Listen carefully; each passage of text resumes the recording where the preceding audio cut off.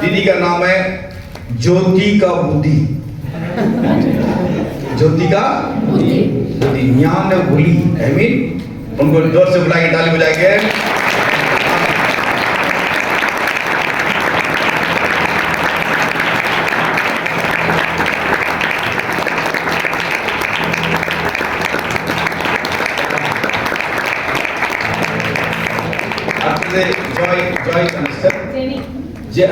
Jenny sister हमारे बीच में है, उनके ताली बजाएंगे।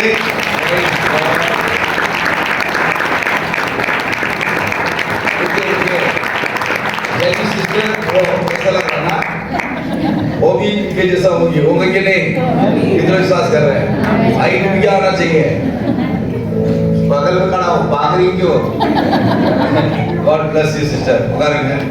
अभी हम लोग सिस्टर को बुलाएंगे, ज्योति का ज्ञान वाली सिस्टर को जोर से ताली बजाएंगे।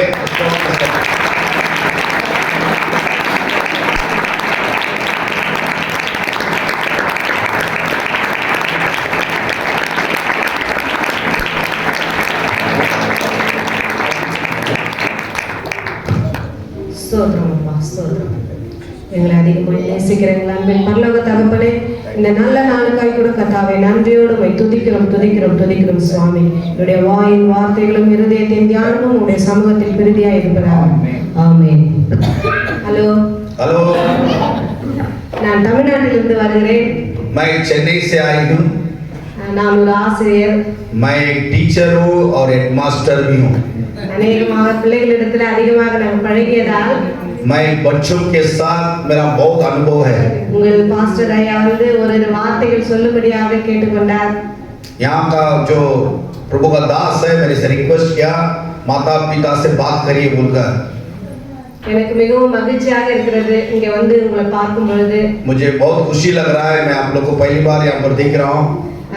இங்க நான் ஒரிசால வர போறோம், இந்த மாதிரி ஒரு ஊழியத்தை பார்க்க போறோம்னு போது எனக்கு மிகவும் மகிழ்ச்சியாக இருந்தது।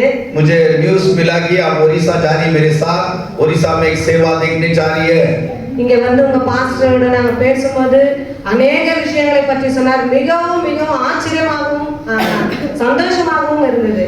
आप लोग के बारे में जब गवाही बताया पास्टर, मुझे इतना खुशी लगा, इतना आश्चर्य हुआ कि प्रभु ऐसा काम आप इनके बीच में कर रहा है। உங்களுக்கு கிடைத்திருக்கக்கூடிய பாஸ்டரை பற்றியும் பாஸ்டர் அம்மா பற்றியும் சொல்லணும், நிறைய சொல்லலாம்। நான் வந்து இந்த ஒரு நாள்ல ரெண்டு நாள்ல அதிகமாக தெரிந்து கொண்டேன்। मैं आप लोग के साथ जो सेवा करते हैं, आपका दासी पुतुल रानी और याका भाई पास्टर्स लोग बहुत अच्छे लोग हैं। இப்படிப்பட்டதான ஒரு பாஸ்டர் அம்மாவும் உங்களுக்கு கிடைக்க கர்த்தர் உங்கள் மேல மிகவும் அன்பு வைத்திருக்கிறார்। आपके लिए प्रार्थना करते एक दास दासी मिला है, आप लोग बहुत प्यारा है, परमेश्वर आपको बहुत प्यार कर रहा है। जोर ताली बजाइए। மிகவும் நன்றி சொல்லணும்। आप लोग प्रभु को धन्यवाद करिए डेली। आमेन। உங்களை நல்ல வழியில நடத்துவதற்கும் கர்த்தருடைய வழியில நடத்துவதற்கும் பொதுவான உலகத்துல நடத்துவதற்கும் அவர் अनेक வழிகளை உங்களுக்கு சொல்லிக் கொண்டிருக்கிறார்। आज यहाँ पर हम लोग दो चीज को देखते हैं, समुदाय में कैसे जीना चाहिए और प्रभु में कैसे चलना चाहिए। दो बात को सीखते हैं हम लोग।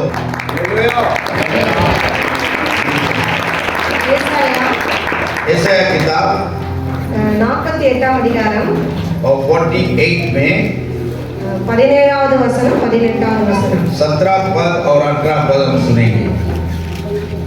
यहोवा जो तेरा छुड़ाने वाला और इस्राएल का पवित्र है, वह यूं कहता है, मैं ही तेरा परमेश्वर यहोवा हूँ, जो तुझे तेरे लाभ के लिए शिक्षा देता हूँ और जिस मार्ग से तुझे जाना है उसी मार्ग पर तुझे ले चलता हूँ। भला होता कि तूने मेरी आज्ञाओं को ध्यान से सुना होता, तब तेरी शांति नदी के समान और तेरा धर्म समुद्र की लहरों के समान होता। இஸ்ரவேலின் பரிசுத்தராய் இருக்கிற ஒரு மீட்பரான கர்த்தர் சொல்லுகிறதாவது, நமக்கு யார் வார்த்தைகளை சொல்றதுன்னு கேட்டா பரிசுத்த ஆவியானவர் கர்த்தர் சொல்கிறார், आज परमेश्वर के आत्मा में बता रहा कि मैं आपको सलाह दूंगा, பிரயோஜனமாய் இருக்கிறதை உனக்கு போதித்து आपको जो भलाई चीज है मैं उसको बताऊंगा। நீ நடக்க வேண்டிய வழியிலே உன்னை நடத்துகிற தேவனாகிய கர்த்தர் நானே। आप जिस मार्ग में चलना चाहिए उसका परमेश्वर मैं हूँ। நம்மை நடத்துகிறது யாரு? हमें कौन चलाता है? கர்த்தர், प्रभु, இயேசுவானவர், प्रभु यीशु मसीह। பரிசுத்த ஆவியானவர், ஞானத்தின் ஆவியானவர்। यहाँ पर लिखा है ज्ञान का बुद्धि हमें चलाता है। நமக்கு புத்திங்க வந்து நிறைய நேரம் சபைக்கு வரது எதுக்கு கேட்டா பரிசுத்த ஆவியானவர் நம்மளை சத்தியத்துக்குள்ளாக நடத்துவதற்காக நம்மள இங்க வருகிறோம்। हम कलीसिया में क्यों आते हैं? कि सच्चाई का आत्मा आपको और मुझे चलाना चाहिए। உலக பிரகாரமாக நம்ம ஸ்கூலுக்கு போறது எதுக்கு கேட்டா நம்முடைய வாழ்க்கையில உயர்வதற்கு। हम स्कूल कॉलेज क्यों जाते हैं?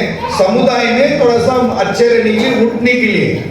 சமுதாயத்திலயும் சரி, நம்முடைய ஆலயத்திலயும், நம்முடைய பரிசுத்த வாழ்க்கையிலும் சரி, நம்மை உயர்த்துவதற்கு பரிசுத்த ஆவியானவர் எப்பொழுதும் நமக்கு துணை நிற்கிறார்। हम जिंदगी में बढ़ने के लिए पवित्र आत्मा हमारे साथ हर समय खड़े रहते हैं। அதனாலதான் கர்த்தர் சொல்லுகிறது என்னவென்றால் அப்படின்னு வருகிறது। यहाँ पर वचन कैसे लिखता? प्रभु क्या कहता है? यहोवा परमेश्वर நம்மை நடத்துகிறவர், हमें चलाता है, நமக்கு போதித்து வழியிலே நம்ம நடக்க வேண்டிய வழியிலே நம்மை நடத்துகிறவர், हमें शिक्षा देकर अपने मार्गों में चलाता है। அப்படி நடத்த வேண்டும் என்றால் वैसा चलाने के लिए நாம் அவருடைய சத்தியத்தை, கற்பனைகளை கவனிக்க வேண்டும்। हम उसके सच्चाई को और उसके वचनों पर हमें ध्यान देना है। அப்பொழுது அது உனக்கு சமாதானமாய் இருக்கும்। उस टाइम पे आपको बड़ी शांति मिलेगा। எப்பொழுதுமே நேர்மையான வழியில நடக்கும்போது நமக்கு ஒரு சமாதானம் கிடைக்கும்। अब जब सीधा मार्ग में आप जाएंगे आपको बड़ी शांति मिलेगा, நிம்மதி கிடைக்கும், आपको पूरा परमेश्वर का आशीष मिलेगा। பயமில்லாமல் நாம் பயணம் செய்யலாம், எந்த பாதையிலும் போகலாம்। वहां पर आपको डर नहीं रहेगा,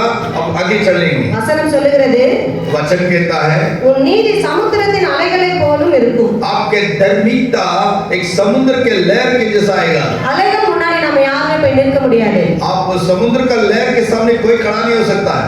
சாதாரண லேசான அலைகள் வரும்போது நம்மால நிற்க முடியும்। हल्का फुल्का जो लहर आता है उसमें हम खड़े हो सकते हैं। சுனாமி வருதுன்னு சொல்றோம், अब एक सुनामी आ रहा है, அப்ப நம்ம என்ன செய்ய முடியும்? हम क्या कर सकते हैं? சுனாமி முன்னாடி நம்ம யாரும் நிற்க முடியுமா?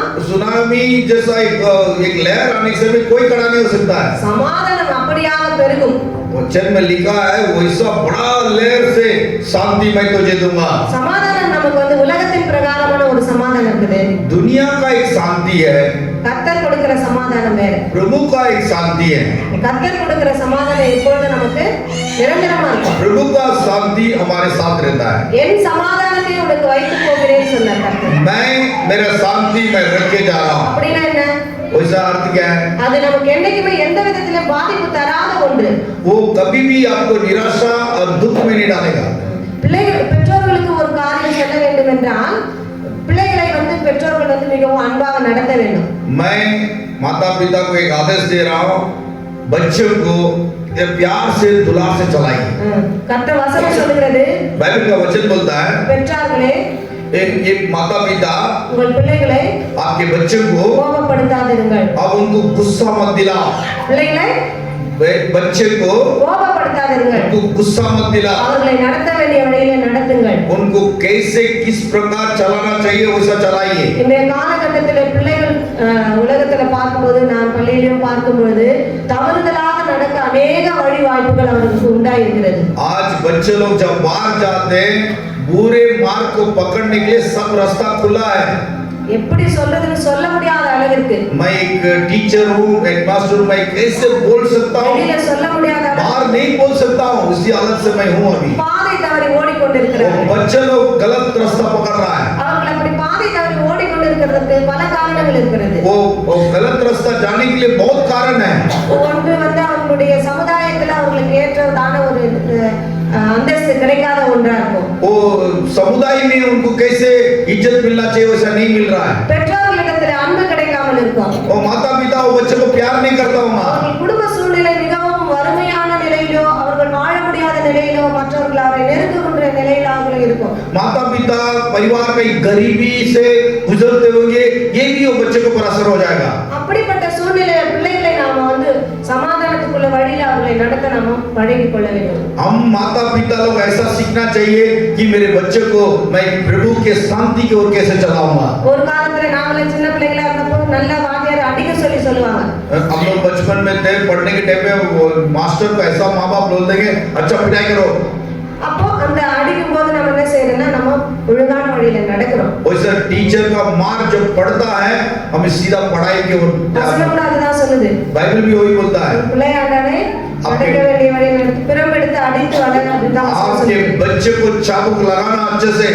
ஆனா இப்பொழுது யாரும் பிரம்பெடுக்க கூடாது. अभी का रूल है चाबुक नहीं लेना है. பிரம்பெடுத்தா டீச்சருக்கு தான் தண்டனை.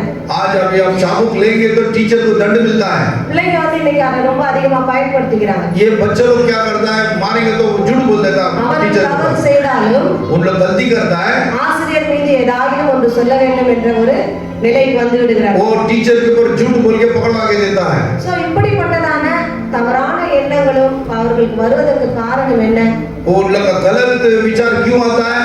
பிசாசு அவர்களை வஞ்சிக்கிறான். वो शैतान वो बच्चे को पहले से पकड़ के रखता है. தேவையில்லாத வழியிலே அவர்களை நடக்கும்படி அவர்களை வஞ்சிக்கிறான். वो गलत रास्ता में इस्तेमाल करता है. நல்ல फ्रेंड्स இல்லாம இருக்கலாம். उनको दोस्त नहीं है. फ्रेंड्स தான் முதல்ல எல்லாத்தையும் கெடுக்குது. ये दोस्त लोग ही खराब करता है बच्चे को. அடுத்து சமுதாயத்துல இருக்கிற சில தீமையான வழியில் நடக்கிற சில சமுதாய மக்கள் அவர்களை பல வழிகளில் இட்டு போயிடுறாங்க. हमारे पड़ोसी हमारे समुदाय में जो जी रहे हैं उन लोग गलत रास्ता से बच्चे को इस्तेमाल करेगा. மது, और दारू போதை, और पूरी नशापन, தேவையில்லாத செயல்கள், இந்த செல்லுல தேவையில்லாத செயல்கள், वो गलत विचारों से भरेगा. இப்படியெல்லாம் செய்வதற்கு பிசாசானவன் அவர்களை தூண்டி விடுகிறான். शैतान बहुत चालाकी से काम करता है. வசனம் அவர்களுக்கு சொல்லுது, பிரசங்கி 3ஆம் அதிகாரம் यहाँ पर लिखा है क्लेशियस में सुभापदेश में வாலிபனே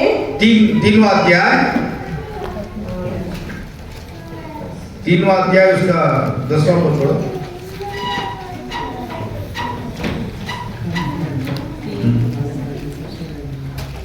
வாலிபனே உன் இளம் வயதிலே சந்தோஷப்படு, जवानी पे आनंदित बना. உன் வாலிப நாட்களே உன் இருதயம் உன்னை குறிப்பாக்கட்டும். आपके जवानी के समय आपके दिल को मगन करने दो. நெஞ்சின் வழிகளிலும் आप अच्छा रास्ता में உன் கண்களின் காட்சிகளிலும் நட. आपके जो नजर है वो नजरिया में आनंदित हो जा. ஆனாலும் फिर भी இவை எல்லாவற்றின் நிமித்தமும் इस सब कारण தேவன் உன்னை நியாயத்திலே கொண்டு வந்து நிறுத்துவார் என்று அறி. आपको परमेश्वर न्याय स्थान में खड़ा कर देगा बोल के तो सावधान रहे. அப்ப நம்ம என்ன செய்யணும்? वो क्या करना चाहिए?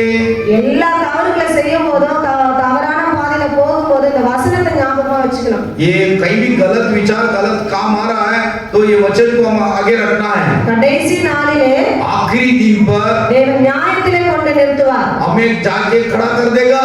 ஆகையினால நம்ம பாவம் செய்யும் போது தவறுதலா பாதை மாறி நடக்கும்போது हम लोग जब गलत कर देंगे बहुत बड़ा मुसीबत में पड़ जाएंगे. கர்த்தர் நம்மை நியாயத்திலே கொண்டு வந்து நிறுத்துவார். जीसस अपने न्याय स्थान में हमें खड़ा कर देगा. பெற்றோர்களும் பிள்ளைகளுக்கு வந்து கொஞ்சம் ஓரளவுக்கு நாம அவர்களுக்கு சுதந்திரம் கொடுக்க வேண்டும். आप बच्चे माँ बाप लोग भी बच्चों को जरा सा फ्रीडम देकर उन्हें और खुशी से चलाना चाहिए. முந்தைய காலகட்டம் போல இன்றைய காலகட்ட பிள்ளைகள் இல்லை. आज का जो बच्चे हैं वो पहले के बच्चे जैसा नहीं है. எது சொன்னாலும் கீழ்ப்படிந்து நிற்கக்கூடிய காலகட்டமான பிள்ளைகள் அப்பொழுது இருந்தார்கள். एक समय था हम लोग सब माँ बाप का बात मान के खड़े थे. என் அப்பாவும் அம்மாவும் ஒரு ஆசிரியர் லெக்சர். मेरे माता पिता भी टीचर और हेडमास्टर है. இன்றைக்கும் கூட எங்க அப்பா அம்மாவோட போய் எல்லாம் வந்து கேட்கணும்னா எங்களுக்கு பயம். मेरी माँ के पास जाम के खड़ा होने के लिए भी मेरे को डर लगता है. பார்க்கும்போதே அப்படி ஒரு கோபமா உட்கார்ந்துங்கிற மாதிரி இருப்பாங்க. पूरा गुस्सा से रहेंगी मेरी माँ. அப்போ பயம், அவ்வளவு பயம் இருந்தது. ஆனா இன்றைக்கு பிள்ளைகளுக்கு அப்படி இருக்குதா கேட்டா தெரியாது. आज का जो बच्चे लोग को इस माँ को देख के पिताजी को देख के डर नहीं आता है. ஃப்ரெண்ட்ஸா பழகுறாங்க. वो दोस्त जैसा रहता है. ஆனா ஃப்ரெண்ட்ஸா பழகுறேன்னு சொல்லி அவர்களை ரொம்ப நம்ம இடம் கொடுத்து அவர்களை தவறான பாதைக்கு போகாதபடி நம்ம என்ன செய்யணும்? இழுத்து பிடிக்க வேண்டும். वो बच्चे को भी ज्यादा प्यार देके कंधे में नहीं बिठाना. திட்ட வேண்டிய நேரத்துல திட்டணும், அணைக்க வேண்டிய நேரத்துல அணைக்கணும். हाँ, उनको जब डांटना है प्यार जब करना प्यार करना. அவர்களிடத்துல நாம் அதிகமாக அன்பு செலுத்தி वो उनको प्यार बता के அவர்களுடைய காரியங்களை நாம கேட்க வேண்டும். அன்பு செலுத்தும் போது மட்டுமே அவர்கள் நம்மிடத்துல நெருங்குவார்கள். जब प्यार करेंगे उनका समस्या को पूछना चाहिए कि बच्चे तुमको क्या चाहिए. அடிக்கும் போது ரொம்ப வேகமா அடி என்பது வந்து ஒரு சில அடிகள் அடிக்கலாம். அதிகமாக அடிக்கும் போது அந்த பிள்ளைகள் பிள்ளைகள் பயந்து பாதை மாறி போய் விடுவார்கள். हम ज्यादा मार देंगे तो उन लोग भाग जाएगा. लिमिट से मारते रहना चाहिए. बहुत अच्छा काम. வசனம் சொல்றது பெற்றார்களே அப்படின்னு வசனம் சொல்லுது. பெற்றார்களே வசனம் சொல்லுது. हाँ, वचन के अनुसार माँ बाप लोग चलाना. பெற்றார்கள் சொல்லல. वहाँ का ऐसा नहीं कि माँ बाप करके नहीं लिखा है. பெற்றார்கள். वहाँ उन लोग जन्म दिया है. கர்த்தரிடத்திலிருந்து பிள்ளைகளை பெற்றவர்கள். वो प्रभु के आस से जन्म लिया है. கர்த்தரிடத்திலிருந்து நம்ம பிள்ளைகளை பெற்றிருக்கிறோம். ये प्रभु के आस से बच्चा मिला है. கர்த்தர் கொடுத்த சுதந்திரம். ये प्रभु दिया हुआ हमारे लिए बहुत बड़ा बात है. அந்த பிள்ளைகளை நாம் वो बच्चे को கர்த்தருக்கு ஏற்ற விதத்துல நாம் நடத்தணும். उसे प्रभु की ओर चलाना है. அவர்களை வந்து நம்ம அன்பாக நடத்தி அன்பாக பேசி वो प्यार से चला के उनको प्यार से अगुवाई करके मार के अलग उनका लेके जाना. பிள்ளைகளுடைய பாதைகள் மாறும் பொழுது கொஞ்சம் வயதிலே வாலிப வயதில வரும்பொழுது பாதைகள் மாறும். அப்ப நம்ம அதை கவனமாக கவனித்து அதை நாம அவர்களுக்கு சொல்ல வேண்டும். थोड़ा सा बड़े होते जाएंगे तो उनको धीरे से अगुवाई करना चाहिए. अभी अच्छे से मार के चलना और बता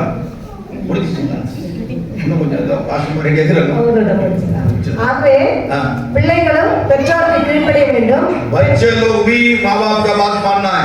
பெற்றோர்களும் பிள்ளைகளுக்கு ஏற்ற விதத்துல நாம் விட்டு கொடுத்து கொஞ்சம் நடக்க வேண்டும். माता पिता को सपोर्ट करना चाहिए. அப்படி நாம் வாழும் பொழுது वही सब जिएंगे. கர்த்தரை அதிகமாக நாம் நெருங்கும் பொழுது प्रभु के नजदीक जाएंगे. ஆவியானவர் நம்மை நடத்துவார். पवित्र आत्मा में अगुवाई करेंगे. கர்த்தர் இந்த வசனத்தை ஆசீர்வதிப்பாராக. சிறிய நேரம் கொடுத்தாங்க. அந்த நேரத்துல நாம சின்ன ஒரு அறிவுரையை சொல்லி நான் முடித்துக்கிறேன். பாஸ்டர் அண்ணா காத்து கொண்டு இருக்கிறார்கள். बहुत खुशी लगा. हेड मास्टर हम लोग को समझाया. मेरे को भी अंदर में डर था, मारना गलत है क्या टीचर को. मेरे को हिम्मत दिला दी टीचर पे बहुत बहुत धन्यवाद. प्रभु ने आपको लेकर आया. கடைசியில அவங்க பாஸ்டர் என்ன சொல்லிட்டாருன்னா அடிக்க சொல்லிட்டேன்னு சொல்லிட்டாரு. இல்ல நான் அது சொல்ல. நீங்க வந்து நீங்க வேற இப்படி போட்டு விட்டா அப்படி. நீங்க வந்தது பெரிய சந்தோஷம். आप लोग खुशी लगा कि नहीं? कितना खुशी लगा? माता पिता को बुद्धि है कि नहीं? है आपका बच्चा डुबू जाना ठीक है? हाँ जाना ठीक है? आपका बच्चा कहीं नहीं जाना ठीक है? हमारा जैसा मतवार बनना ठीक है? अरे बोलो ना भाई. नहीं अगले टीचर है बहुत बहुत धन्यवाद. मेरी बहन के लिए धन्यवाद. मेरी बहन ने इनको लेकर आया उसके लिए बहुत बहुत धन्यवाद. बहुत नंदी सिस्टर और तालीम सिस्टर